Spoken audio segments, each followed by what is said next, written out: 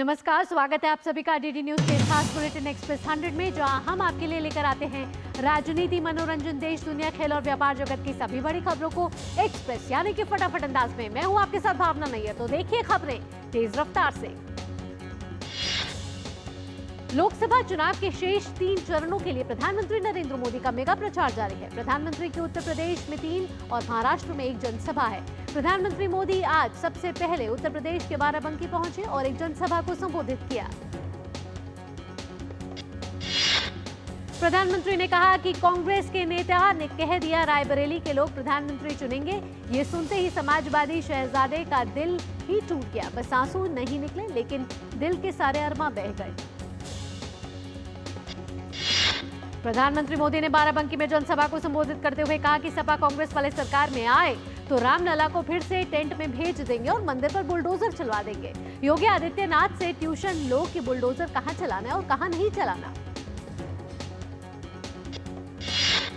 प्रधानमंत्री मोदी ने कहा कि जैसे जैसे चुनाव आगे बढ़ रहा है, ये इंडी गठबंधन वाले ताश के पत्तों की तरह बिखरना शुरू हो गए हैं। प्रधानमंत्री पद को लेकर सबके सब मुंगेरी लाल को पीछे छोड़ रहे हैं। बाराबंकी के बाद प्रधानमंत्री मोदी दोपहर 1 बजे उत्तर प्रदेश के फतेहपुर और फिर 3 बजे हमीरपुर में जनसभाओं को संबोधित करेंगे। शाम 6:45 बजे प्रधानमंत्री मुंबई साउथ सेंट्रल में एक जनसभा को संबोधित करने वाले हैं। इस लोकसभा सीट से वकील उज्जवल निकम भाजपा प्रत्याशी है।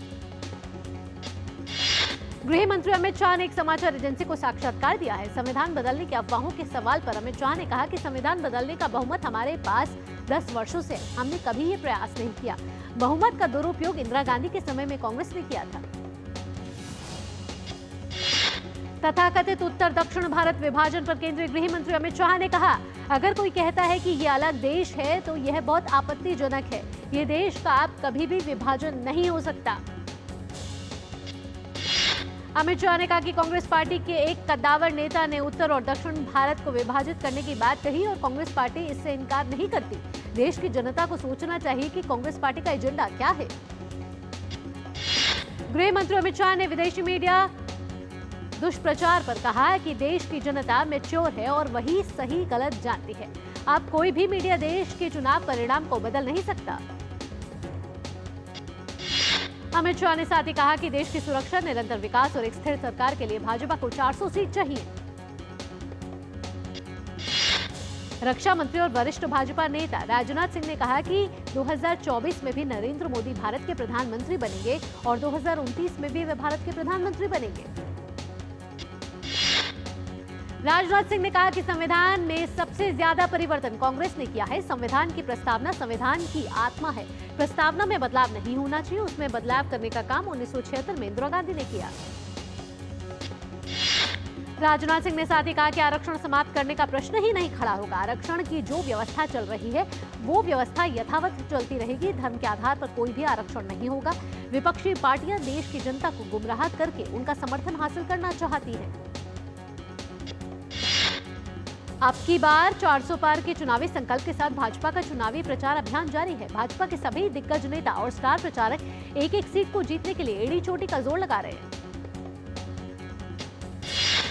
भाजपा के वरिष्ठ नेता और स्टार प्रचारक अमित शाह आज उत्तर प्रदेश, उड़ीसा और झारखंड में ताबड़तोड़ रैलियां और रोड शो कर भाजपा के पक्ष में जीत का माहौल तैयार करेंगे।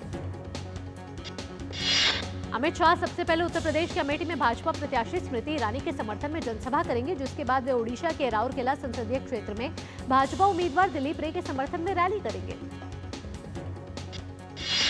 अमित शाह ओडिशा के बाद शाम को झारखंड जाएंगे, जहां वे भाजपा प्रत्याशी संजय सेठ के समर्थन में रांची में रोड शो कर राज्य में पार्टी उम्मीदवारों की जीत को सुनिश्चित करेंगे।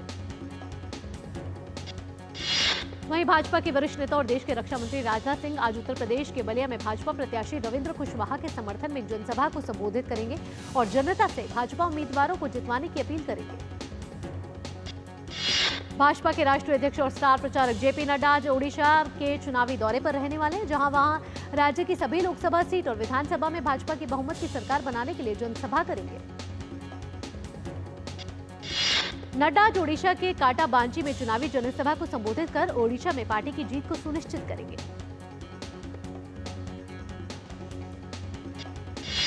वहीं विपक्ष भी चुनावी रण में मजबूती के साथ ताल ठोक रहा है। कांग्रेस पार्टी के वरिष्ठ नेता राहुल गांधी और सपा प्रमुख अखिलेश यादव आज अमेठी और रायबरेली में संयुक्त रैली करने वाले हैं।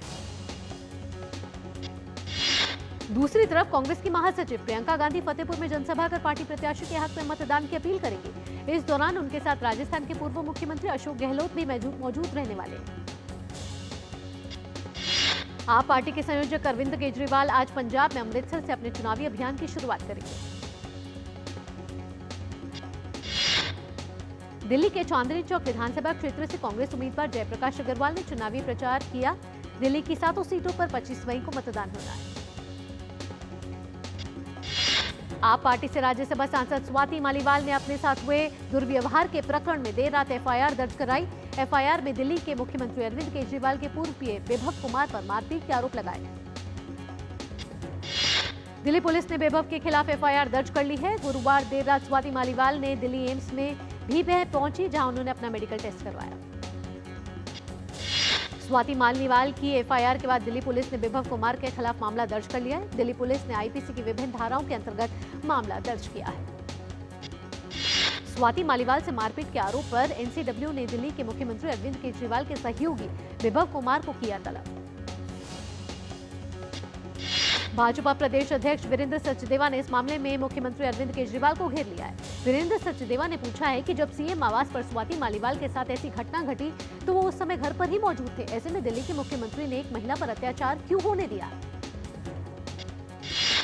आपकी राज्यसभा सांसद स्वाति मालीवाल मारपीट मामले में भाजपा महिला मोर्चा कार्यकर्ताओं ने दिल्ली के मुख्यमंत्री अरविंद केजरीवाल के आवास के बाहर चूड़ियां दिखाकर विरोध प्रदर्शन किया। भाजपा नेता शायना एनसी ने स्वाति मालीवाल के साथ मारपीट मामले पर कहा कि स्वाति मालीवाल डीसीडब्ल्यू के अध्यक्ष रह चुकी हैं, राज्यसभा सांसद हैं और उनकी पार्टी में उनका यह हाल तो महिला सुरक्षा को लेकर बहुत बड़ा सवाल उठाता है। स्वाति मालीवाल के साथ मारपीट मामले पर एलजीपी रामविलास प्रमुख चिराग पासवान ने कहा कि इससे ज्यादा शर्मनाक और कुछ नहीं हो सकता कि एक मुख्यमंत्री के आवास पर यह घटना घटी। अगर मुख्यमंत्री आवास पर भी महिलाएं सुरक्षित नहीं है तो फिर दिल्ली में आम महिलाओं का क्या होगा?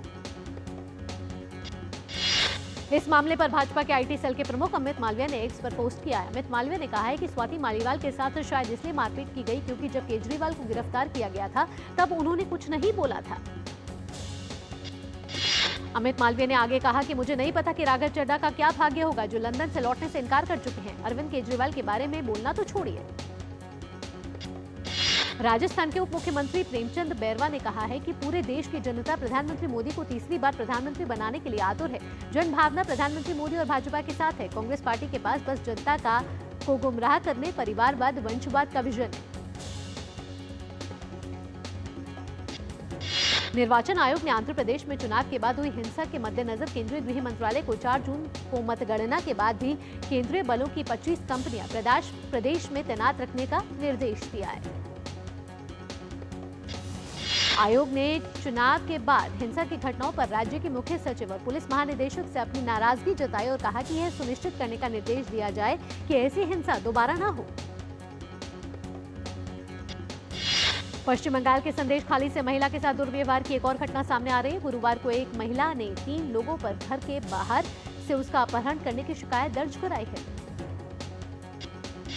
भाजपा नेता सुकांता मजुमदार ने कहा है कि संदेश खाली में माहौल अभी भी बहुत खराब है। टीएमसी के लोग महिलाओं को डरा धमका रही है, लेकिन पुलिस अभी भी कुछ नहीं कर रही।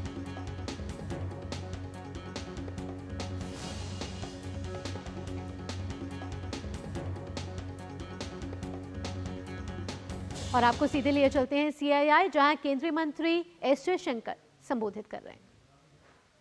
On the threshold of an AI revolution, trust and transparency are now at a premium when it comes to sourcing and when it comes to collaboration.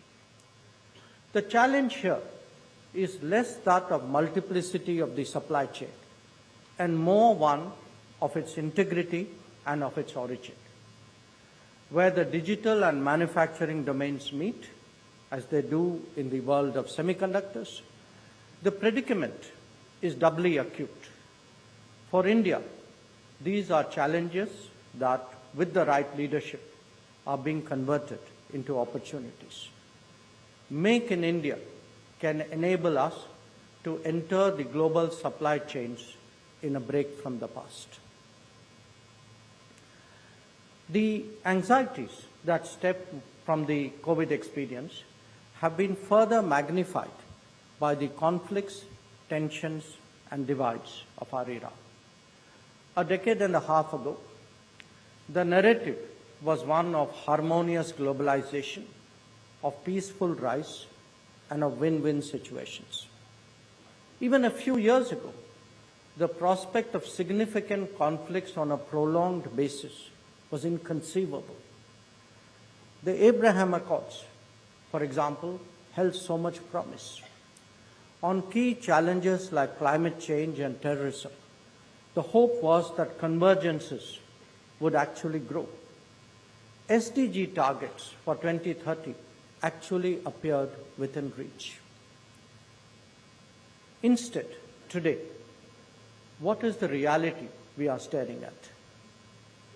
An Ukraine conflict, now in its third year, a huge escalation of violence in West Asia, Middle East, that could spread beyond, the disruption of logistics due to war, due to sanctions, drone attacks, and climate events. The world is experiencing a 3F crisis of fuel, food, and fertilizers. In Asia, new tensions have emerged in land and sea as agreements are dishonored and rule of law disregarded. Terrorism and extremism have started to consume those who have long practiced it. In many ways, we are actually going through the perfect storm. For India, the task is to mitigate its impact on itself and contribute to stabilizing the world to the extent possible. It is this judicious combination of Bharat First and Vasudhaiva Kutumbakam that defines our image as Vishwa Bandhu. A different dimension of the concerns that we harbor is one emanating from a combination of excessive market shares, financial domination, and technology tracking. Between them, they have actually allowed for the weaponization of virtually any form of economic activity.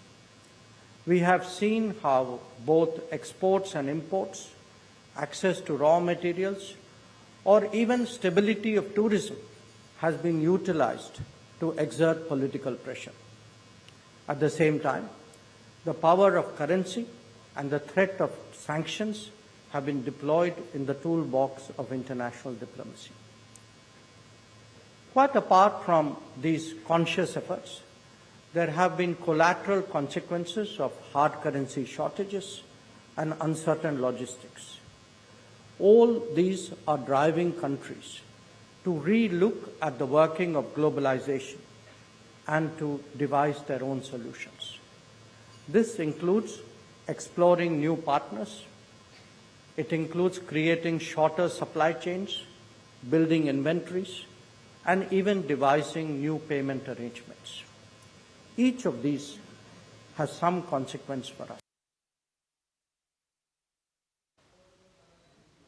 तो आप सुन रहे थे केंद्रीय मंत्री S Jaishankar को, जो CII व्यापार शिखर सम्मेलन 2024 को संबोधित कर रहे थे। इस मौके पर एस जयशंकर ने कहा कि किस तरीके से इस समय वैश्विक चुनौतियों से पूरा जो ग्लोबल है वो गुजर रहा है और उसमें भारत की एक अहम भूमिका है। उन्होंने साथ ही साथ कहा कि वैश्विक आपूर्ति श्रृंखला में मेक इन इंडिया एक महत्वपूर्ण भूमिका निभा सकता है। साथ ही साथ केंद्रीय मंत्री एस जयशंकर ने कहा कि इस समय मिडल ईस्ट जो है एक बड़े संघर्ष से गुजर रहा है और भारत की जो इमेज है वसुधैव कुटुंबकम की और वैश्विक बंधु की, उसके साथ जो है वो भारत आगे बढ़ रहा है और भारत लगातार वैश्विक पटल पर अपना नाम बना रहा है। आइए एक्सप्रेस न्यूज की खबरों को आगे बढ़ाते हैं।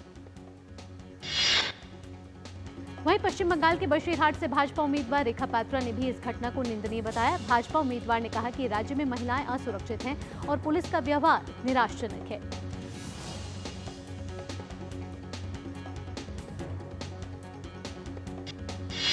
मुंबई के घाटकोपर होर्डिंग मामले में इको मीडिया कंपनी के मालिक भावेश भिंडे को मुंबई क्राइम ब्रांच ने गिरफ्तार किया है। मुंबई पुलिस की क्राइम ब्रांच ने उदयपुर में गिरफ्तार किया है। पुलिस उसे गिरफ्तार कर मुंबई लेकर पहुंची। उत्तराखंड में चारधाम यात्रा शुरू होने के बाद से ही भारी संख्या में श्रद्धालु दर्शन के लिए पहुंच रहे हैं। इस बार श्रद्धालुओं ने पिछले साल के सभी रिकॉर्ड तोड़ दिए। उत्तराखंड के मुख्यमंत्री पुष्कर सिंह धामी ने राज्य सचिवालय में चारधाम यात्रा की व्यवस्थाओं के संबंध में अधिकारियों के साथ एक बैठक की। इससे पहले सीएम धामी ने लोगों से बिना पंजीकरण के यात्रा शुरू नहीं करने की अपील की है। उन्होंने कहा कि श्रद्धालुओं की अत्यधिक संख्या होने के कारण कुछ परेशानियां हुई हैं, जिसे जल्द ही दूर किया जाएगा। चारधाम यात्रा के दौरान वीआईपी दर्शन पर लगी रोक को 31 मई तक के लिए बढ़ा दिया गया है। चारधाम यात्रा में तीर्थयात्रियों की भारी भीड़ को देखते हुए यह फैसला लिया गया है। इसके अलावा उत्तराखंड चारधाम यात्रा के दौरान मंदिर परिसर के 50 मीटर के दायरे के भीतर वीडियो या रील बनाने पर प्रतिबंध लगा दिया गया है। मुख्य सचिव राधा रतूड़ी ने बताया है कि परिसर में मोबाइल लेकर जाने पर कोई प्रतिबंध नहीं है। मौसम विभाग ने अगले 5 दिन तक देश के पश्चिमोत्तर भाग और बिहार में भीषण गर्मी का अनुमान व्यक्त किया है। सोमवार तक पश्चिमी राजस्थान, पंजाब, हरियाणा और दिल्ली के कुछ हिस्सों में अत्यधिक गर्मी पड़ने की संभावना है। मौसम विभाग के मुताबिक पूर्वी और मध्य भारत में भी शनिवार से गर्म हवाएं चल सकती है। मौसम विभाग का अनुमान है कि 22 मई तक देश के दक्षिणी हिस्सों में बहुत भारी बारिश हो सकती है। अगले कुछ दिनों तक तमिलनाडु, पुडुचेरी, कराईकल, केरल, माहे और दक्षिण आंतरिक कर्नाटक में अत्यधिक वर्षा होने की संभावना है।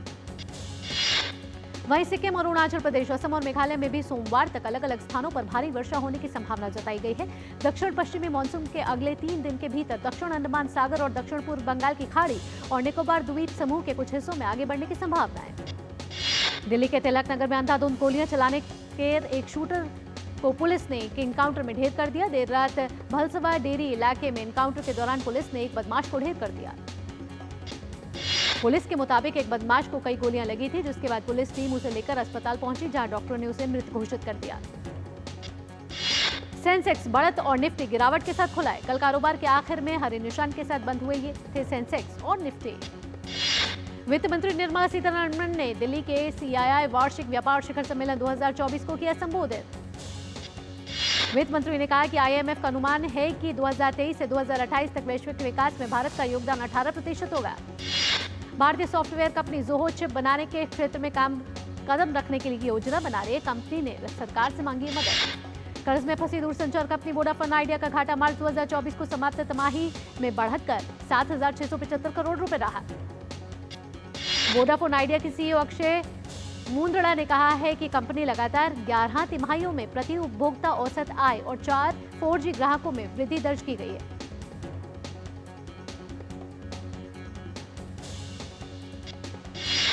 पीएलएफएस ने कहा है कि साल 2024 की मार्च तिमाही में महिला बेरोजगारी दर घटकर 8.5% रही, जो कि पिछले साल समान अवधि में 9.2% थी। सरकार ने नाइट शिफ्ट में करने वाली महिलाओं को नियोक्ताओं द्वारा पिकअप और ड्रॉप ऑफ सुविधा उपलब्ध कराना जरूरी किया। सरकार ने मधुमेह, हृदय और लीवर जैसी बीमारियों के इलाज के लिए आमतौर पर इस्तेमाल होने वाली 41 दवाओं और 6 फॉर्मुलेशन की कीमतें कम की। महाराष्ट्र में गन्ना पेरोई सत्र 2023-2024 का समापन हुआ। राज्य की सभी चीनी मिलों ने पेरोई बंद कर दी है। क्रेडिट ट्रेडिंग एजेंसी इकरा ने अनुमान जताया है कि वित्त वर्ष 2024-25 में हवाई यातायात में सालाना आधार पर करीब 8 से 11% की बढ़ोतरी के साथ यात्रियों की संख्या 40.7 से 41.8 करोड़ तक पहुंच सकती है। ओपन आई के सीईओ सैम ऑल्टमैन ने एक पॉडकास्ट के दौरान कहा है कि कला क्षेत्र में नौकरियों की मांग बहुत अधिक बढ़ेगी। नेपाल ने 2 भारतीय ब्रांडों एमडीएच और एवरेस्ट के मसालों के आयात, उपयोग और बिक्री पर लगाया प्रतिबंध। नेपाल के खाद्य प्रौद्योगिकी और गुणवत्ता नियंत्रण विभाग ने इन मसालों में कीटनाशक एथिलीन ऑक्साइड होने की आशंका को लेकर आई खबरों के बीच फैसला लिया। नेपाल के खाद्य प्रौद्योगिकी और गुणवत्ता नियंत्रण विभाग के प्रवक्ता ने कहा है कि एमडीएच और एवरेस्ट के मसालों की बिक्री पर भी प्रतिबंध लगा दिया गया है। इन 2 ब्रांडों के मसालों में एथिलीन ऑक्साइड के परीक्षण चल रहे हैं। अंतिम रिपोर्ट आने तक प्रतिबंध जारी रहेगा। रूस ने ब्रिटेन के रक्षा सहायक को अवांछित व्यक्ति घोषित कर उन्हें देश छोड़ने के लिए 1 सप्ताह का समय दिया। रूस ने कहा है कि उसने लंदन से रूसी सहायक को निष्कासित करने के अमित्रतापूर्ण और निराधार निर्णय के संबंध में अपना कड़ा विरोध व्यक्त करने के लिए मॉस्को के ब्रिटिश दूतावास के एक प्रतिनिधि को बुलाया। स्लोवाकिया के प्रधानमंत्री रॉबर्ट फिको पर हुए हमले को लेकर मंत्री मैटस सुटेज ने कहा है कि हमलावर का किसी भी राजनीतिक समूह से संबंध नहीं है। मैटस सुटेज ने कहा कि हमला करने वाले संदिग्ध हमले का अकेला मास्टरमाइंड है। चीन और रूस के राष्ट्रपति ने चीन और रूस के बीच के संबंधों को गहरा करने के लिए एक संयुक्त बयान पर हस्ताक्षर किए। चीन के विदेश मंत्रालय के अनुसार शी जिनपिंग ने कहा कि चीन रूस संबंध बदलते अंतर्राष्ट्रीय माहौल की कसौटी पर खरे उतरे। शी जिनपिंग ने कहा कि दोनों ही देशों के बीच मित्रता मजबूत करने और संयुक्त रूप से संबंधित राष्ट्रीय विकास, निष्पक्षता और न्याय को बनाए रखने के लिए साथ आना चाहते हैं। वहीं यूक्रेन के राष्ट्रपति वोलोडिमिर ज़ेलेंस्की को आगामी अंतर्राष्ट्रीय कार्यक्रम से निलंबित करने के फैसले पर सहमति बनी।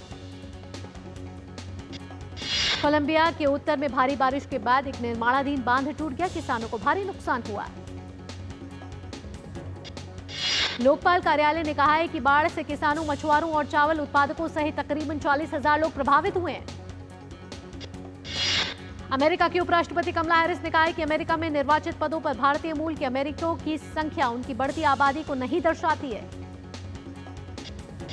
कमला हैरिस ने साथ ही कहा कि पिछले कुछ वर्षों के दौरान बड़ी संख्या में भारतीय मूल के अमेरिकी नागरिक चुनाव प्रक्रिया में शामिल हुए। पाकिस्तान के प्रधानमंत्री ने पीओके के लोगों की समस्याओं का स्थायी समाधान खोजने के लिए एक समिति के गठन का आदेश दिया। पीओके में लोगों और सुरक्षा बलों के बीच झड़प के दौरान एक पुलिसकर्मियों और 3 नागरिकों की मौत हो गई। पाकिस्तान के पूर्व प्रधानमंत्री इमरान खान को भ्रष्टाचार विरोधी कानूनों में बदलाव के लिए एक मामले में वीडियो कॉन्फ्रेंस के माध्यम से उच्चतम न्यायालय में पेश किया गया।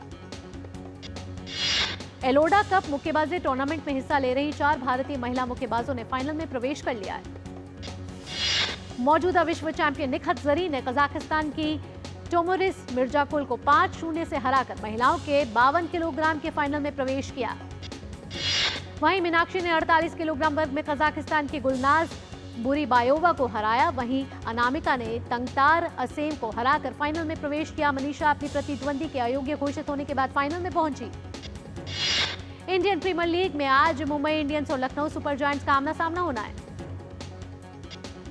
एमआई टूर्नामेंट से बाहर होने वाली पहली टीम थी, जबकि केकेआर और एसआरएच और फिर डीसी ने भारी अंतर से हारने के बाद एलएसजी भी क्वालिफाइंग की रेस से बाहर हो गई है। इंडियन प्रीमियर लीग में कल सनराइजर्स हैदराबाद और लखनऊ सुपर जायंट्स के बीच मैच रद्द हो गया। हैदराबाद और लखनऊ के बीच मैच रद्द होने के बाद दोनों टीमों के हिस्से 1-1 अंक आए। हैदराबाद प्लेऑफ में पहुंचने वाली तीसरी टीम बनी। पेरिस ओलंपिक 2024 में हिस्सा लेने वाली भारतीय टेबल टेनिस टीम का ऐलान हो गया है। अगुवाई अनुभवी खिलाड़ी अचंता शरद कमल और मनिका बत्रा करेंगे। शरद कमल, हरमीत देसाई और मानव ठाकुर को 3 सदस्यीय पुरुष टीम में जगह मिलेगी, जबकि मनिका, श्रीजा अकुला और अर्चना कामत महिला वर्ग में टीम की सदस्य होंगी। सात्विक साईराज, रंकी रेड्डी और चिराग शेट्टी की जोड़ी आज थाईलैंड ओपन के क्वार्टर फाइनल में मलेशिया की जोड़ी से भिड़ेगी। थाईलैंड ओपन प्रतियोगिता के पुरुष एकल वर्ग में युवा भारतीय खिलाड़ी मेहरावा लुवांग मेसनाम भी आज क्वार्टर फाइनल मैच में खेलेंगे। तनीषा क्रास्टो और अश्विनी पोनप्पा की भारतीय जोड़ी का सामना क्वार्टर फाइनल में ली यू लिम और सिन सेयुंग चांग की जोड़ी से होने वाला है। जर्मनी के अलेक्जेंडर ज़्वेरेव आज इटालियन ओपन के सेमीफाइनल में कोर्ट पर उतरेंगे। कन्नड़ फिल्म के सुपरस्टार साधु कोकिला ने फ्रांस में आयोजित 77वें कान फिल्म महोत्सव के विशेष सत्र में लिया भाग। कर्नाटक सरकार के फिल्म नीति के सचिव डॉक्टर केवी त्रिलोक चंद्रा ने बताया कि फिल्म इंडस्ट्री को प्रोत्साहित करने के लिए कर्नाटक सरकार अनुदान समेत कई सुविधा प्रदान कर रही है। चोटिल होने के बावजूद एक बार फिर ऐश्वर्या राय ने कान फिल्म महोत्सव में चलाया अपना जादू। कान में ऐश्वर्या राय ने ब्लैक, व्हाइट और गोल्ड के कॉम्बिनेशन में हेवी ट्रेल गाउन कैरी किया। एक्ट्रेस राखी सावंत बीते कई दिनों से बीमार है और अस्पताल में भर्ती है। राखी के पूर्व पति ने बताया कि हार्ट की समस्या के साथ ही एक्ट्रेस की किडनी में भी खराबी आई है। इतना ही नहीं, उनके पेट में 10 सेंटीमीटर का ट्यूमर है। बॉलीवुड अभिनेत्री नुसरत भरूचा आज अपना 39वां जन्मदिन मना रही है। नुसरत ने अपने करियर की शुरुआत टीवी इंडस्ट्री से की थी। आज नुसरत ने अपनी मेहनत और टैलेंट से इंडस्ट्री में अपनी अलग पहचान बनाई है।